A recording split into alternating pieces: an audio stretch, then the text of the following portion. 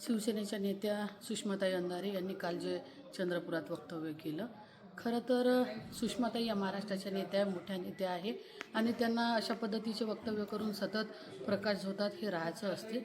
आणि त्यांनी म्हटलं की चंद्रपुरात आम्ही लोकसभेत नाकेबंदी करू. खरं तर नाकेबंदी करायची होती तर तुम्ही मुंबई महापालिकेत कुठं गेल्या होत्या नाकेबंदी करायसाठी? आणि ज्या चंद्रपुरातल्या लोकांनी घटक पक्षाशी गद्दारी करून भाजपासोबत हातमिळवणी केली आणि संजय राऊतांच्या भाषेत सांगायचं झालं तर ज्या शिवसेनेच्या लोकांनी शेण खाल्लं अशा लोकांना जर का आपलं पाठबळ असेल तर अशा सगळ्या घटक पक्षातील नेत्यांचं स्वागत आम्ही करतो. आणि नाकेबंदीचा विषय आपण बोललात, मागच्या वेळेस देखील नाकेबंदी करायचा प्रयत्न अनेकांनी केला, पण ती नाकेबंदी तोडून जनतेने मला या लोकसभेच्या सभागृहापर्यंत पाठवलं आणि मला विश्वास आहे, माझा मतदारांवरती विश्वास आहे, जनतेवरती विश्वास आहे. यावेळेस देखील ती नाकेबंदी तोडून मला नक्कीच या लोकसभेच्या सभागृहापर्यंत जनता पाठवेल. आणि खऱ्या अर्थानं निवडणुका काय असतात, निवडणुका कशा लढवल्या जातात याची इत्थंभूत माहिती ही सुषमाताईंनी देखील या ठिकाणी घेतली पाहिजे.